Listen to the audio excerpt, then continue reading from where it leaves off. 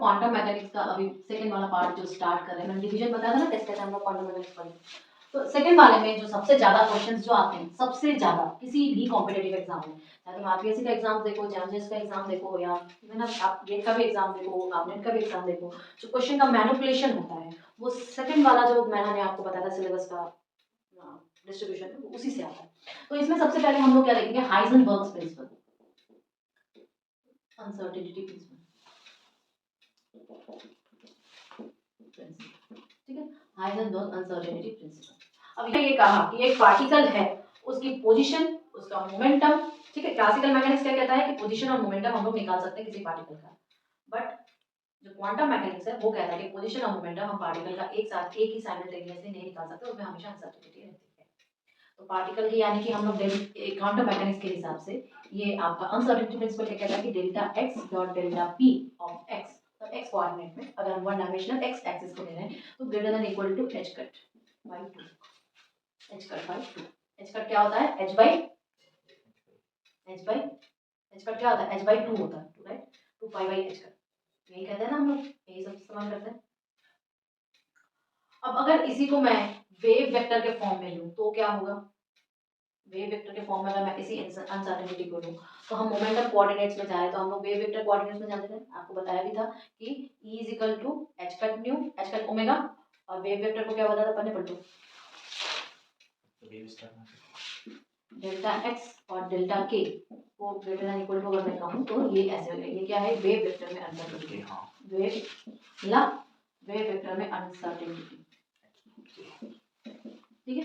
उसी प्रकार हम लोग टाइम का भी देखते हैं, टाइम की अनसर्टेनिटी क्या है, delta E dot delta T greater than equal to h cut by 2, ठीक है, यानी कि उसकी अनसर्टेनिटी एनर्जी में, अनसर्टेनिटी टाइम में, तो मुझे ये लगता है कि ये वाली value last RPSC first grade में ये आया था, ठीक है, which represents the uncertainty principle below equations में ये वाला रिलेशन आता है, ये वाला रिलेशन, क्योंकि प्रख्यात कौन सा रिलेशन है, ये पोजीशन और मोमेंटम का, ठीक है,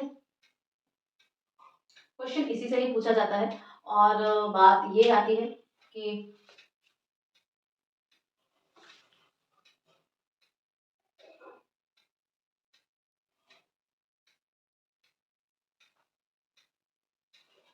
अब जब हम क्लासिकल मैकेनिक्स पढ़ चुके हैं तो कैनोनिकल कॉन्जुगेट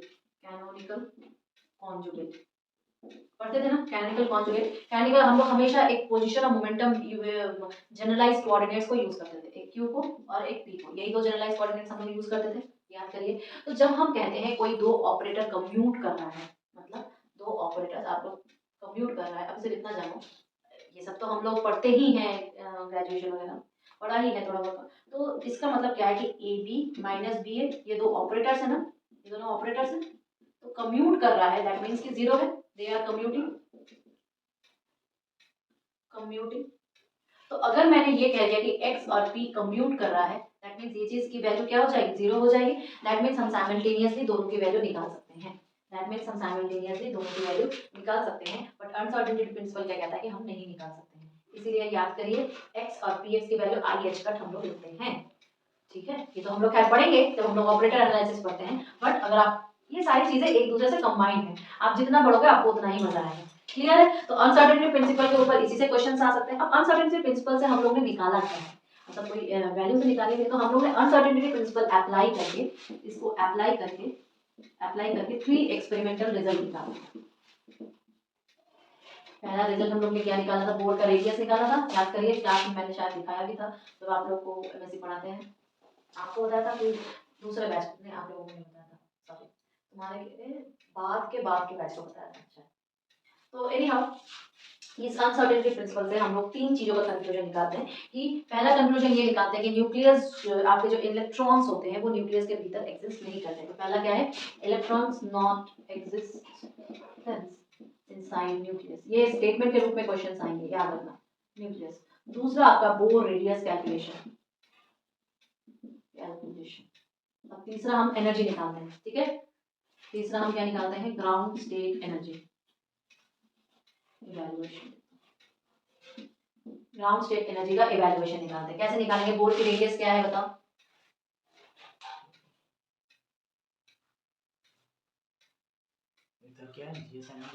क्या ground state energy,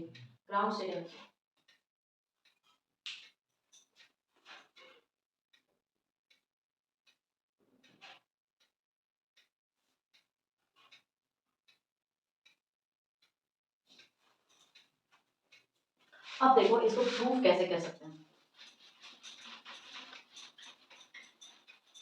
very interesting, समझ आ गया। देखो इलेक्ट्रॉन जो है एग्जिस्ट नहीं करता है किसके भीतर, आपके न्यूक्लियस के भीतर। कैसे प्रूव कर सकते हैं, न्यूक्लियस की रेडियस हम लोग फर्मी रेंज में याद करिए, एमएससी में देखा था 10⁻⁻15 मीटर यानी कि 2 फर्मी आता है। तो डेल्टा आर को अगर हम 2 फर्मी इनपुट करें तो हमारे पास जो एनर्जी आती है ना, क्या आती है, जो एनर्जी आती है वो 96 मेगा इलेक्ट्रॉन वोल्ट की आती है। ठीक है, क्या इतनी काइनेटिक एनर्जी पॉसिबल है? नहीं, बिकॉज जो एक्सपेरिमेंटल वैल्यू हम लोग इलेक्ट्रॉन की काइनेटिक एनर्जी को देखते हैं वो क्या देखते हैं, पता है क्या देखते हैं, 4 मेगा इलेक्ट्रॉन वोल्ट। क्या ये वास्ट वेरिएशन नहीं है?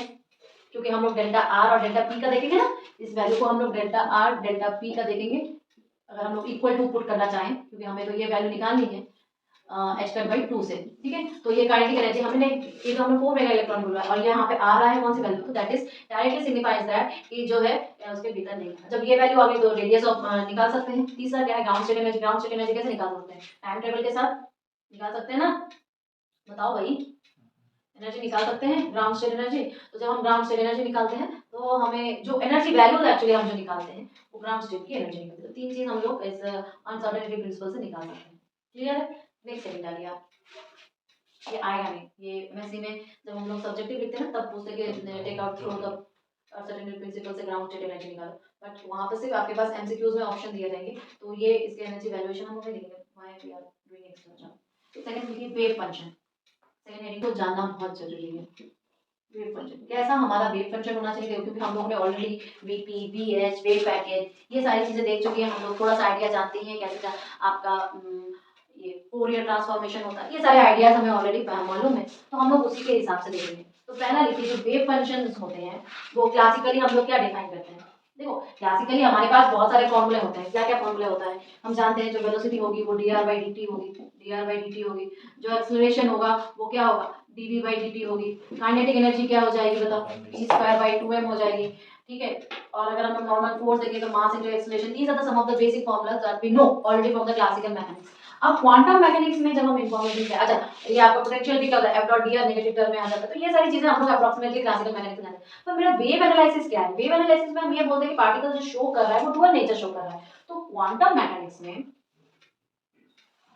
अगर मैं किसी भी, याद रखना एकदम कंठस्थ बैठा हूँ, क्वांटम मैकेनिक्स में अगर हम किसी सिस्टम की एनालिसिस कर रहे हैं, ठीक है, तो हम उसका वेव एनालिसिस कर रहे हैं, सिस्टम की एनालिसिस कर रहे हैं।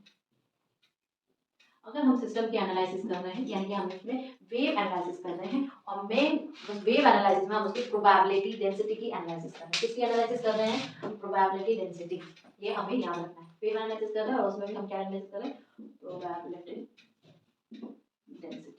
ठीक है, तो वेव एनालिसिस कर रहे हैं, दैट मींस उसका एक वेव फंक्शन होगा, उस वेव फंक्शन में वो उसके पार्टिकल के इंफॉर्मेशन को कैरी आउट करता है। याद रखना, wave functions are what, wave functions are the physical quantity जिसमें कि उसके इंफॉर्मेशन, सिस्टम के इंफॉर्मेशन कैरी आउट होते हैं, मोमेंटम हुआ, ये सारी चीजें। ठीक है, एनर्जी मूवमेंट ये सारी। तो प्रोबेबिलिटी फंक्शन कर रहे हैं, देखो सिस्टम क्या एनालाइज करेगा, वेव फंक्शन को कर रहे हैं, तो उस वेव फंक्शन को हम साई कर रहे हैं। ठीक है, अब साई अपना किसका, अभी तो हमने कुछ भी डिफाइन नहीं किया, तो एक्स और टी लिखोगे, हमने बोला तो नहीं है कि वन डायमेंशन एनालिसिस कर रहे हैं। ठीक, दूसरी चीज हम प्रोबेबिलिटी एनालिसिस कर रहे हैं, तो ऑब्वियस इसको एक्स ना लिखिए, इसको आर लिखो, सबसे ज्यादा R is your vector quantity.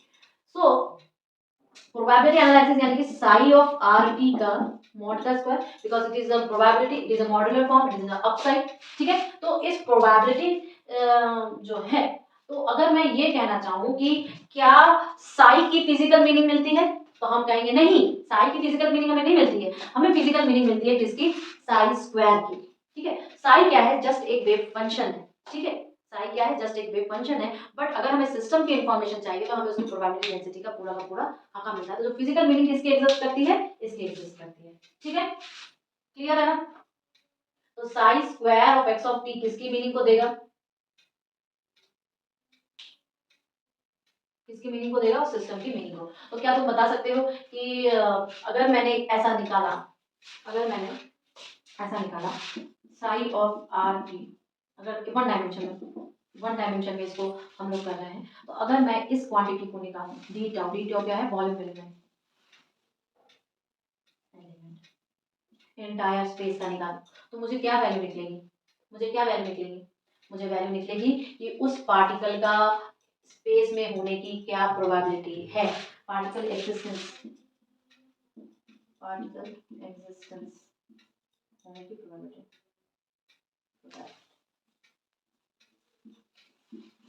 ठीक है, उस रीजन में, उस स्पेस में पार्टिकल के एग्जिस्ट करने की क्या प्रोबेबिलिटी है। क्वेश्चन सॉल्व, क्वेश्चन में आ गया। एक तो ये स्टेटमेंट में आ जाएगा, ठीक, स्टेटमेंट में पक्का आता है। एक कोई भी आपका स्टेटमेंट दिया रहेगा, आया भी है आपके लिए फिजिक्स के क्वांटम मैकेनिक्स का पेपर देखोगे पिछले साल का, मे भी रिसेंट साल में ही आया हो या उसके जस्ट पहले वाले साल में, मुझे याद आ रहा है, हमने ऑप्शन आउट किया था। तो क्वेश्चन ऐसे ही पूछता है कि एग्जिस्टेंस बताओ पार्टिकल, तुम डायरेक्ट क्या निकालोगे, तुम्हारे पास वेव फंक्शन दिया रहेगा, तुम्हें वेव फंक्शन का जस्ट ये निकालना है, डी ओमेगा निकालना है, डी टाउ निकालना है, वॉल्यूमेट्रिक वॉल्यूमेट्रिकल स्फेरिकल कोऑर्डिनेट सिस्टम में हमने पढ़ा है, तो वही निकालना। समझ में आ गया।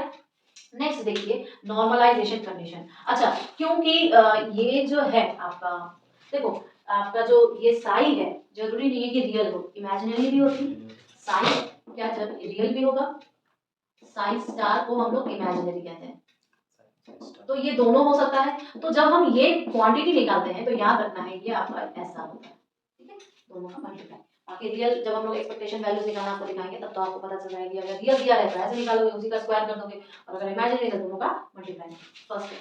सेकंड थिंग देखिए नॉर्मलाइजेशन कंडीशन।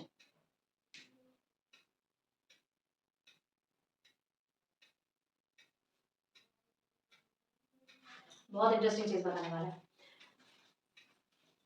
हम लोग के पास लोकलाइज्ड और नॉन लोकलाइज्ड वेव्स होती हैं, वेव एनालिसिस करते हैं तो या हम वेव पैटर्न देखते हैं, वेव पैटर्न हमें रिफ्रैक्शन से मिलता है, एक्सपेरिमेंटली तुमने किया हुआ या हमें इंटरफेरेंस देखना है,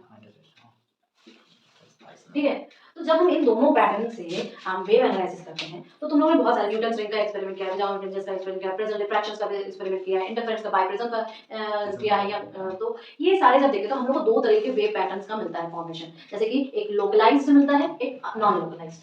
तो आप क्या लिखोगे, लोकलाइज्ड वेव फंक्शन और एक नॉन लोकलाइज्ड। तो जो आप ऐसे हिलाते हिलाते देखते हो ना सोडियम लैंप में, जो मूविंग माइक्रोस्कोप पे हिला के फिर आप बोलते हो कि वहां पे फ्रिंजेस मिले, दैट मींस जब वो किसी पर्टिकुलर एरिया में ही फ्रिंजेस को देख लेते हैं तो वो लोकलाइज्ड होता है, और जो नहीं मिलता है वो लोकलाइज्ड। अब सीधे तरीके से ऐसे ही समझो एक्सपेरिमेंटल के थ्रू, बट उसका जब हम लोग मैथमेटिकली देखते हैं तो उसकी मीनिंग अलग आती है। बट एनी हाउ अब ध्यान रखना, जब भी हम लोग नॉर्मलाइजेशन कंसेप्ट पढ़ते हैं, तो जो लोकलाइज्ड वेव, जो ये नॉर्मलाइजेशन का जो हम लोग देखते हैं ना, ये psi square D tau integration minus integration plus integration to 1, ये फॉर्मूला वैलिड तभी है जब आपका क्या होगा, लोकलाइज्ड होगा, लोकलाइज्ड वेव फंक्शन, ठीक है। लेकिन इसका मतलब क्या है, इसका मतलब जो नॉर्मलाइजेशन इक्वल टू 1 है वो सिर्फ और सिर्फ किसके लिए है, लोकलाइज्ड वेव फंक्शन। लेकिन जैसे ही हम नॉन लोकलाइज्ड वेव फंक्शन देख लेते हैं, वेव फंक्शंस हमें मिलते हैं, तो वो नॉर्मलाइजेशन कभी भी इक्वल टू 1 नहीं होगा। तो स्टेटमेंट के क्वेश्चन में ये बहुत इंपॉर्टेंट फैक्टर है, क्या है, डबल स्टार बनाओ से, ये बहुत इंपॉर्टेंट फैक्टर है कि हमें हमेशा कैसे फंक्शंस मिलने चाहिए, कैसे फंक्शंस मिलने चाहिए, लोकलाइज्ड वेव फंक्शंस मिलने चाहिए।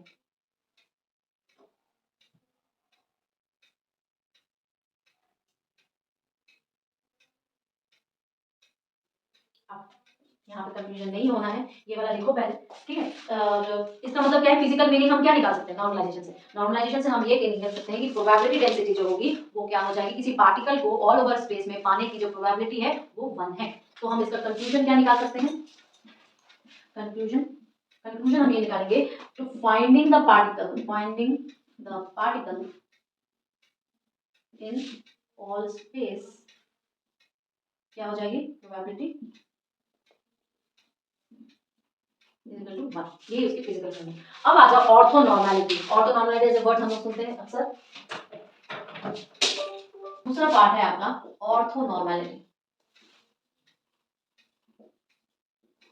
ऑर्थोनॉर्मैलिटी क्या होता है, ऑर्थोनॉर्मैलिटी होती है कि अगर मान लो कोई एक सिस्टम है, ठीक है, और वो सिस्टम को आप बोलोगे कि बहुत सारे स्टेट्स में एग्जिस्ट कर रहा है एक ही टाइम पे, ठीक है, एक सिस्टम है जो कि एक ही टाइम पे बहुत सारे स्टेट्स में एग्जिस्ट कर रहा है। बहुत सारे स्टेट्स का मतलब क्या, कि सिस्टम को हम मोर देन 1 स्टेट से रिप्रेजेंट कर सकते हैं, यानी कि एक ही सिस्टम को रिप्रेजेंट कर रहे हैं मोर देन 1 स्टेट, ठीक है। और हम ये कह रहे हैं कि ये जो सिस्टम साई है ये क्या है, linear combination of these many states, तो हम इस मेनी स्टेट्स को मान लो phi 1 phi 2 phi 3 करते करते डिनोट कर रहे हैं, और इस एक स्टेट को हम साई से डिनोट कर रहे हैं। तो हम ये कहेंगे कि ये जो किस कॉम्बिनेशन से बना है, इसका मतलब C0 बनेगा, ठीक, plus C1 psi1 C2 psi2 C3 psi3, ऐसे कॉम्बिनेशन से बनेगा, ठीक है, ऐसे कॉम्बिनेशन से बनेगा, या आप ऐसे लिख दो C1 C2 C3 ऐसे करके 0 से psi 0, ठीक है, ऐसे कॉम्बिनेशन से बना। जब ये ऐसे कॉम्बिनेशन से बनेगा तो हमें ये कहना पड़ेगा कि ये कॉम्बिनेशन इक्वल टू 0 होगा, ये इक्वल टू 0 होगा, यानी कि हर एक का कोई भी साई और कोई भी उसका कॉम्प्लेक्स कॉन्जुगेट अगर डी टाउ कर रहे हैं तो वो 0 होगा, इनका खुद का जो ये होगा प्रोडक्ट इंटीग्रेशन वो क्या हो जाएगा, 0 होगा। इसका मतलब क्या है कि वहां पर ऑर्थोगोनैलिटी कंडीशन सस्टेन करेगी, वहां पर कौन सी सस्टेन करेगी, ऑर्थोगोनैलिटी कंडीशन। यहाँ पे कौन सी कंडीशन, ऑर्थोगोनैलिटी कंडीशन सस्टेन करेगी। इसका मतलब हमारे पास ऑर्थोनॉर्मलिटी जैसे वर्ड्स आते हैं, तो ये तो ऑर्थोगोनल हो गया, तो ऑर्थोनॉर्मल क्या हो गया, तो हम लेंगे किसका हेल्प, एक ऑपरेटर आता है क्रोनेकर डेल्टा, डेल्टा आई, क्रोनेकर डेल्टा बोलते हैं इसको हम लोग, ठीक है।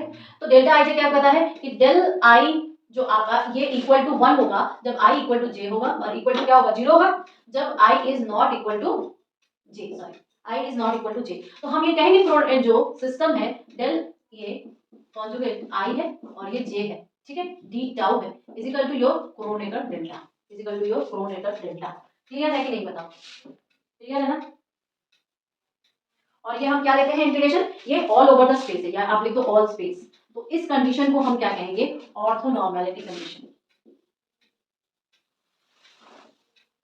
समझ में आ गया ना, इसका पूरा बैकग्राउंड क्या है, इसका पूरा बैकग्राउंड देखो, हम लोग हार्मोनिक ऑसिलेटर का कॉम्बिनेशन से लिखते हैं ना, तो ये पूरा का पूरा बैकग्राउंड क्या है, ऑर्थोगोनैलिटी या ऑर्थोनॉर्मलिटी कंडीशन। तो इसका मतलब क्या है कि हम यहाँ से ये भी कर सकते हैं, साई स्टार भी निकाल सकते हैं। मान लो साई स्टार दो स्टेट फंक्शन का ये क्या है, ये हम एक तरह से बोल रहे हैं, ये लोग जो है ना आपके फाइव जो है ये आपके स्टेट फंक्शन है, स्टेट फंक्शन मतलब कॉम्बिनेशन स्टेट फंक्शन है। तो अगर मान लो कोई बोल दिया कि इन दोनों का कॉम्बिनेशन है, तो आप क्या साई स्क्वायर नहीं निकाल सकते, साई स्क्वायर क्या होता है, साई साई स्टार, साई स्टार होता है। तो प्रोबेबिलिटी डेंसिटी सारी चीजें निकालते हैं ना, वो हम धीरे धीरे और देखेंगे, पर ये आपका पिक्चर क्लियर हो रहा है, राइट, ये पिक्चर आपका क्लियर हो रहा है। तो जब भी स्टेटमेंट्स आए उन स्टेटमेंट्स को अगर स्टेटमेंट में लिखा हुआ समझ में ना आए तो आप जरूर उन स्टेटमेंट्स को लिख लेना, न्यूमेरिकल लिखना, तो आपको आ जाएगा। अब इससे हमें क्या निकाला, ये हमने प्रोबेबिलिटी निकाली ना,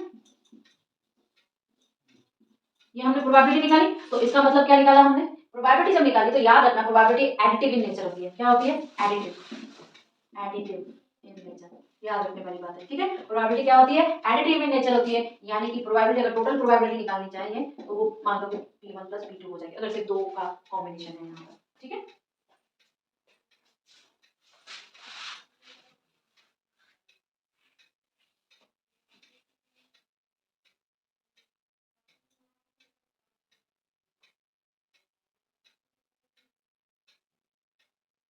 क्लियर है। अच्छा, अब ये ऑर्थोनॉर्मलिटी कंडीशन आई और जे है। अगर मान लो ये ऑर्थोनॉर्मलिटी कंडीशन को आई और जे का जो इंडेक्स है, जो आपका इंडेक्स है, आई और जे तो इंडेक्स ही है, तो इन दोनों को अगर मैंने सेम कर दिया तो इसका मतलब क्या हो जाएगा, वो कंडीशन क्या हो जाएगी, नॉर्मलाइजेशन कंडीशन में चेंज हो जाएगी। तो थोड़ा सा ध्यान रखना है ना, स्टेटमेंट्स में जब भी आ जाए तो मैं इसको लिख देती हूँ यहाँ पर, इस कंडीशन में अगर आई इक्वल टू जे आ जाए तो वो कंडीशन क्या हो जाएगी, नॉर्मलाइजेशन। ये सारी कुछ कुछ चीजें हैं जो आपको दिमाग में हमेशा रखनी है, ठीक है। अब नेक्स्ट हेडिंग डालिए कंडीशंस। ऐसे कौन से कंडीशंस हैं जिसमें कि जो वेव फंक्शंस हमें बताए जा रहे हैं उन्हें हम फिजिकली एक्सेप्ट कर रहे हैं अपने क्वांटम एनालिसिस के लिए। हेडिंग डालिए फिजिकल, इसके लिए है कि वेल बिहेव्ड वेव फंक्शन, कि हम जो एनालिसिस करेंगे अभी जितना भी क्वांटम मैकेनिक्स का, उसमें ऐसे अभी हमने साई साई साई इतनी बार प्रोबेबिलिटी डेंसिटी है, तो ये साई के ऊपर ऐसी कौन सी कंडीशन है जिसपे हम लगा सकते हैं वेल बिहेव्ड वेव फंक्शन। हम लोग पहली चीज इसमें हम लोग लिमिट एनालिसिस दिखाएंगे आपको। साई को क्या करना पड़ेगा, साई शुड बी फाइनाइट, ठीक है, साई को फाइनाइट वैल्यू आनी पड़ेगी। दूसरी चीज साई का जो होगा वो सिंगल वैल्यू होनी चाहिए, साई क्या होगी, फाइनाइट होगी, and Sai should be single value, single value आनी चाहिए, ठीक है। दूसरी चीज साई का डेरिवेटिव होगा, फर्स्ट डेरिवेटिव आर से मतलब एक्स के रेस्पेक्ट में निकालो या आप मोमेंटम के रेस्पेक्ट में निकालो, जिसके रेस्पेक्ट में निकालो,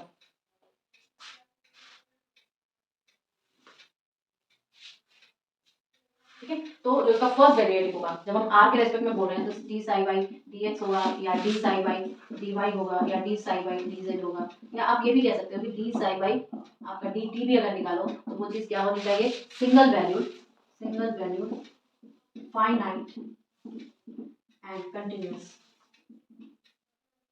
कंटिन्यूएशन की क्या प्रॉपर्टी होती थी क्लास 11 में आप लोगों ने देखा था। किसी भी फंक्शन को अगर कंटिन्यूअस होना है, फंक्शन को अगर कंटिन्यूअस होना है, तीन चीजें थी। वो उस आपके क्या होगा, लिमिट एग्जिस्ट करेगी, लिमिट एग्जिस्ट करेगी। दूसरा क्या था कि जो वैल्यूज थी उस पर इक्वल आ जाए, लेफ्ट हैंड साइड से डेरिवेटिव और राइट हैंड साइड से डेरिवेटिव वो इक्वल आ जाए। तो ये आपकी फंक्शन की कंटिन्यूटी होनी चाहिए। तो आपको बोलना पड़ेगा कि इसका जो फर्स्ट डेरिवेटिव है वो सिंगल वैल्यूड होना चाहिए, ठीक है। सिंगल वैल्यू होने के साथ साथ वो फाइनाइट होना चाहिए, प्लस वो कंटिन्यूअस होना चाहिए, ठीक है। इसमें देख सकते हो ये हो गया। अब आपको ये बोलना है कि साई जो होगा वो क्या होना चाहिए, square integrable. Square integrable, square integrable यानी कि ये जो हम निकाल रहे थे ना, ये वाला, ये एक फाइनाइट वैल्यू होनी चाहिए, फाइनाइट वैल्यू होनी, ठीक है। ये आपका स्क्वायर इंटीग्रेबल पार्ट हो गया। नेक्स्ट देखो, इसमें एक इंपॉर्टेंट पार्ट ये कहेंगे, फिर से हमारा ये लोकलाइज्ड और नॉन लोकलाइज्ड वाली चीज आ गई। लोकलाइज्ड वेव और नॉन लोकलाइज्ड वेव। क्या बता सकते हैं कि अगर ये जो पार्टिकल है, अगर हमारा साई जो है वो लोकलाइज्ड है और साई अगर हमारा नॉन लोकलाइज्ड है, तो अगर साई हमारा लोकलाइज्ड है इसका मतलब क्या है कि ये एक पार्टिकल को रिप्रेजेंट कर रहा है, पार्टिकल रिप्रेजेंटेशन है, ठीक है। और अगर ये साई हमारा नॉन लोकलाइज्ड है यानी कि ये हमारा वेव को रिप्रेजेंटेशन कर रहा है, वेव रिप्रेजेंटेशन कर रहा है। ये चीज तुम्हें ध्यान रखनी पड़ेगी थोड़ा सा।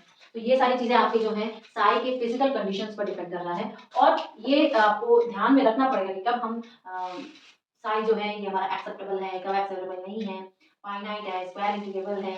ये सारी चीजें कुछ कुछ इंपॉर्टेंट है जो हमें ऑल टाइम ध्यान रखनी पड़ेगी। क्लियर है, क्लियर है ना, कर लोगे। लोकलाइज्ड वेव होगी तो पार्टिकल रिप्रेजेंटेशन करेगा, मतलब लोकल, हाँ रिप्रेजेंटेशन करेगा, ठीक है। तो तुम चेक कर सकते हो कि तुम्हें कोई भी वेव फंक्शन दे देगा और वेव फंक्शन किसी भी प्रकार का दे देगा तो बोलेगा कि यार क्या हम इसको फिजिकली एक्सेप्टेबल है। मान लो कि साई को अगर तुम्हारा प्लस माइनस रूट एक्स दे दिया, या साई को तुम्हारा e to power minus 2x दे दिया, या साई को तुम्हारा 1/x दे दिया, तो ये सारी चीजें तुम्हें फंक्शन जैसे तुम लोग क्वांटिटी में सॉल्व करते थे वो सारी चीजें करोगे। तो सबसे पहले क्या देखोगे, लिमिट एक्सिस्टेंस देखोगे, फिर dr बाई जो वैल्यू पर दिया रहेगा ये फंक्शन वो चीज देखोगे। तो f ऑफ a निकालोगे, फिर d बाई d जो तुम्हारा फंक्शन है df बाई dx निकालोगे और वो भी x इक्वल टू a पे निकालोगे। तो ये तीनों अगर एग्जिस्ट कर रही है तो लिमिट एग्जिस्ट कर रही है, कंटीन्यूअस हो रही है, फाइनाइट वैल्यूज आ रही है, उसी पॉइंट पे फाइनाइट वैल्यूज आ रही है। तो ये सारी कुल मिला के कंडीशंस क्या हो गई, ये सारी कंडीशंस तुम्हें बताते हैं कि साई जो है, जो एनालिसिस हम कर रहे हैं वो क्या है, एक फिजिकली एक्सेप्टेबल है। ये क्वेश्चन आ चुका है, ठीक है। आगे बढ़े, क्लियर है कि नहीं ये बताओ मुझे, क्लियर है ना। अब आ जाओ थोड़ा सा नॉर्मलाइजेशन निकालने। नॉर्मलाइजेशन कोई भी वेव फंक्शन दे देगा और उसका तुम्हें नॉर्मलाइजेशन निकालना है। कैसे नॉर्मलाइजेशन निकालोगे बताओ, इंटीग्रेशन तुम्हारा स्क्वायर इंटीग्रेशन निकालोगे तो उससे एक ही वैल्यू मिलेगी। तो इसके ऊपर थोड़ा सा हम लोग काम करेंगे और थोड़े से बड़े बड़े देखेंगे। हम इसको रिप्रेजेंट करवाना चाहें तो ये क्या होगा, यहाँ पर भी एक बाउंड्री लगा दें, ठीक है। और हम इस चीज को अगर करवा रहे हैं रिप्रेजेंट, तो ये किसकी कर रहा है, स्टेशनरी वेव्स का कर रही है रिप्रेजेंटेशन। तो अगर मैं बोलूं what are stationary states, stationary states, तो क्या कहूंगी, क्वांटम मैकेनिक्स की भाषा में हम क्या कहेंगे, तो थोड़ा सा लिख लीजिए। आइगन वैल्यूज तो पता है ना, देखो एक सिंपल हम लोग तब से भी कर रहे थे क्लासिकल मैकेनिक्स में, हमने बताया था थोड़ा सा हिंट आपको कि अगर हम सिंपल स्क्वाड्रेचर इक्वेशन को साई किसी ऑपरेटर पर लगा रहे हैं, इसके ऊपर कोई ऑपरेटर लगा रहे हैं, तो मान लो कोई ऑपरेटर लगा दिया इसके ऊपर साई के ऊपर, तो हमें एक ई वैल्यू मिलेगी, ठीक है। ई वैल्यू मिलेगी, तो ये वैल्यू क्या होती है, आइगन वैल्यू। ये वैल्यू क्या होती है, आइगन वैल्यू। ये क्या होती है, आइगन फंक्शन, आइगन फंक्शन होता है। और ये क्या होती है, ऑपरेटर होता है। ऑपरेटर किस फॉर्म में होगा, मोमेंटम ऑपरेटर होगा या पोजीशन ऑपरेटर होगा, ठीक है। तो हैमिल्टोनियन ऑपरेटर है, ये सारी चीजें क्या है, हमारी ऑपरेटर्स है। अब मैं ये कह रही हूँ कि जब हम आइगन, इसका मतलब क्या, हमें एक आइगन वैल्यू निकलती है। तो अगर हम बात करना चाहें तो हम ये रियलिटी में ये देखते हैं कि जो आइगन वैल्यूज की रियलिटी में उसकी जो पहचान करने की बात आती है वो किससे आती है, किससे आती है, प्रोबेबिलिटी डेंसिटी से, प्रोबेबिलिटी से आती है। तो आप ये लिखोगे क्या कि अगर मैं किसी की आइगन वैल्यू की बात करूं, आइगन वैल्यू, तो अगर मैं ये कहना चाहूँ कि आइगन वैल्यू की रियलिटी मीनिंग कहाँ से आएगी, मीनिंग कहाँ से आएगी बताओ, पोजीशन, पोजीशन प्रोबेबिलिटी डेंसिटी से आएगी, राइट। क्लियर है ना ये चीज। और ये किसके आएगी, उस करस्पॉन्डिंग जिस स्टेट्स की बात कर रहा है, तो किसकी आएगी, करस्पॉन्डिंग स्टेट्स की आएगी, करस्पॉन्डिंग उस स्टेट की आएगी। कहाँ से हमने आपको बताया था, हमने आपको इससे बताया, इस चीज से बताया क्या कि अगर कोई ऑपरेटर है एक स्टेट पे लग रहा है तो हमें उसकी पर्टिकुलर एनर्जी उस स्टेट की मिलेगी, ठीक है, उस स्टेट की मिलेगी। तो ये क्या है, हमारा स्टेट है, ये हमारी आइगन वैल्यू है, ये हमारा क्या है, स्टेट है, ये हमारी आइगन वैल्यू है, ये हमारा ऑपरेटर है। क्लियर है ना ये चीज। तो हम ये कह रहे हैं कि जब इसकी ये बात रिप्रेजेंट, और इसको हम रिप्रेजेंट कर सकते हैं सेपरेबल,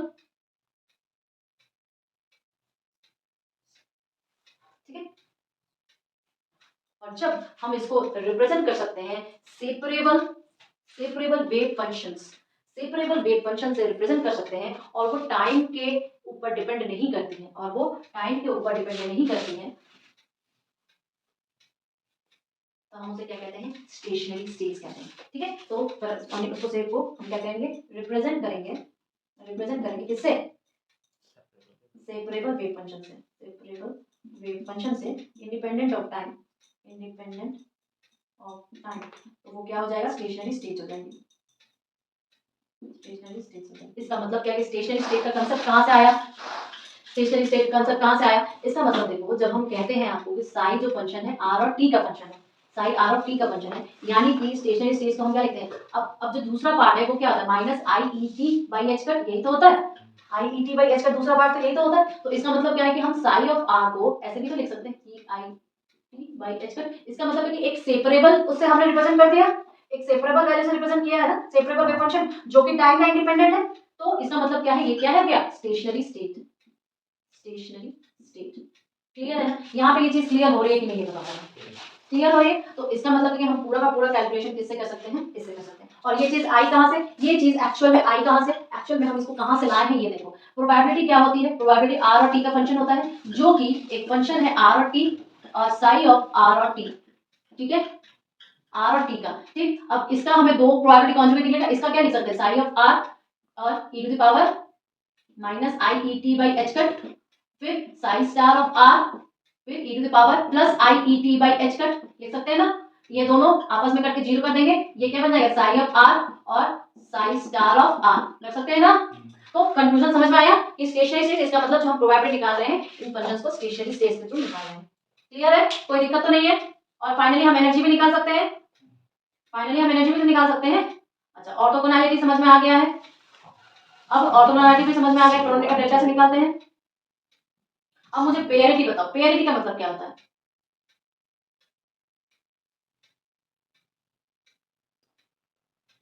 पेयरिटी का मतलब क्या होता है,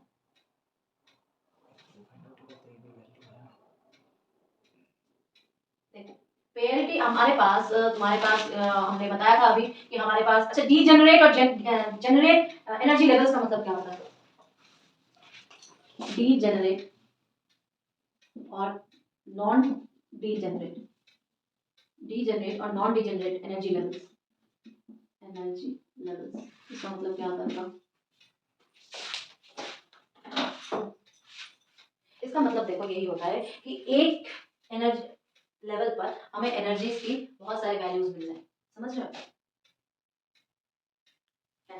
हाँ अगर हम इसको 2D या 3D में ले, देखो हार्मोनिक ऑक्सीलेटर की एनर्जी क्या आती है, n plus 1/2 h cut omega, ठीक है, यही होती है ना। अगर इसी को हम लोग 3 डायमेंशन में एनालिसिस करें तो हमारे पास क्या आ जाएगी, E111, कहीं पर भी हम इसको बैठा सकते हैं, कहीं पर भी बैठा सकते हैं। तो हमारे पास एक n इजिकल टू 1 पर बहुत सारी वैल्यूज आई ना, 1 बोल दो या 2 बोल दो, ठीक है, बहुत सारी एनर्जी लेवल्स हो गई ना अरेंजमेंट में, सब जो डिविजन्स होते हैं एक ही n की वैल्यू पर। तो इसी को हम लोग क्या कहते हैं, डीजेनरेट। जब हमें बहुत सारे वैल्यूज मिलते हैं, एनर्जी लेवल्स मिलते हैं एक ही वैल्यू पर, एक ही एनर्जी वैल्यू आइगन वैल्यू पर हमें बहुत सारे एनर्जी लेवल्स मिलने स्टार्ट हो जाते हैं, तो हम उसको क्या कहते हैं, डीजेनरेट। और नॉन डीजेनरेट एक पर एक ही मिलेगा तो वो नॉन डीजेनरेट होगा। अब पेयरिटी जब बात आती है, पेयरिटी जब बात आती है तो तुम्हारे पास ध्यान रखना कि एक आती है इवन पेयरिटी और एक आती है ऑड पेयरिटी। तो अगर सिचुएशन ऐसी हो और अगर सिचुएशन ऐसी हो तो मुझे बताओ दिक्कत आएगी कि नहीं आएगी, आएगी ना, दिक्कत आएगी। तो अगर हम इवन पेयरिटी की बात कर रहे हैं तो इसका मतलब दोनों वैल्यूज क्या है, सिमिलर है, सिमिलर है। और जब दोनों वैल्यूज सिमिलर हैं तो हम किस टाइप की बात कर रहे हैं, नॉन डीजेनरेट एनर्जी लेवल्स की बात कर रहे हैं, याद रखना। नॉन डीजेनरेट एनर्जी लेवल, अगर मैं बोल रही हूँ इवन पेयरिटी, इवन पेयरिटी, इवन पेयरिटी की बात कर रहे हैं, तो यानी कि हम लोग नॉन डीजेनरेट एनर्जी लेवल्स की बात कर रहे हैं, जब हम लोग नॉन डीजेनरेट एनर्जी लेवल्स की बात कर रहे हैं तो ये मल्टीप्लिकेटिव है, मल्टीप्लिकेटिव मल्टीप्लिकेटिव यानी कि बताओ कैसे? मल्टीप्लिकेटिव यानी कि आप बोलोगे जो साई ऑफ एक्स होगा वो कोई एक वेव फंक्शन के थ्रू आप बोलोगे कि माइनस एक्स होगा। ये चीज मैं करवाना चाह रही हूँ आपसे, या आप ये कहोगे कि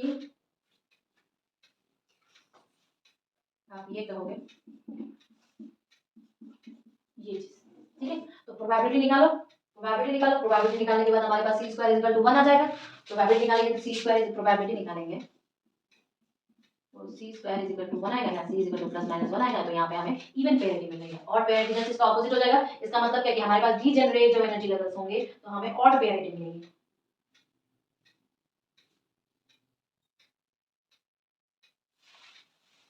वापस बताना तो कौन सी चीज? ये वाला। ये वाला हाँ, देखो हमने कहा कि जब हमारे पास नॉन डीजेनरेट एनर्जी लेवल्स है इसका मतलब एक आइगन वैल्यूज पर एक ही हमें एनर्जी लेवल मिलेगा। अब मैंने ये कहा कि ये जो नॉन डीजेनरेट एनर्जी लेवल्स होते हैं ये मल्टीप्लिकेटिव रेंज क्या है। अगर मान लो साई ऑफ एक्स को मैं ऐसे लिखा है कोई मल्टीप्लिकेटिव, या मैंने ऐसे लिखा है तो प्रोबेबिलिटी क्या होती है? दो वेव फंक्शंस का मल्टीप्लाई होता है, दो वेव फंक्शंस का multiply C square is equal to 1 है, सी की दो वैल्यूज आई ना। तो कंक्लूजन हम ये निकाल रहे हैं कि दोनों इसका मतलब इक्वल है। इसका मतलब psi of X is equal to your psi of minus of X, ठीक है। और ये किसका शो कर रहा है? इवन पेरिटी को शो कर रहा है। और इसी का ऑपोजिट क्या हो जाएगा? ऑड पेरिटी हो जाएगा। और उस वक्त जो एनर्जी लेवल्स होंगे वो क्या होंगे? डीजेनरेट एनर्जी लेवल्स होंगे। डीजेनरेट एनर्जी लेवल्स का मतलब क्या होता है? एक ही एनर्जी आइगन वैल्यू पे हमें डिफरेंट एनर्जी लेवल्स मिलते हैं। क्लियर है?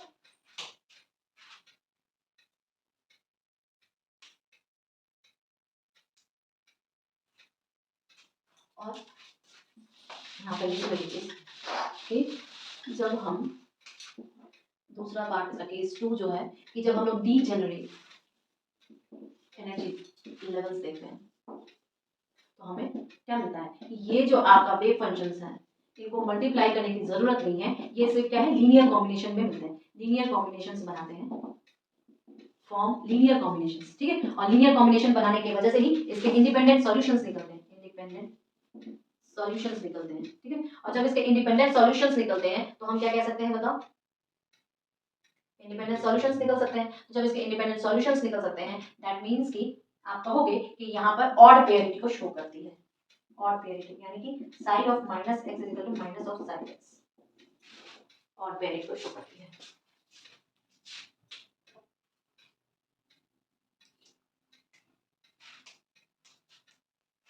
और ये जो इनका लीनियर कॉम्बिनेशन है वो भी एक अलग वेव फंक्शन हो सकता है, आइगन फंक्शन हो सकता है। इन दोनों का जो लीनियर कॉम्बिनेशन होगा ये भी एक अलग तरीके का आइगन फंक्शन हो सकता है।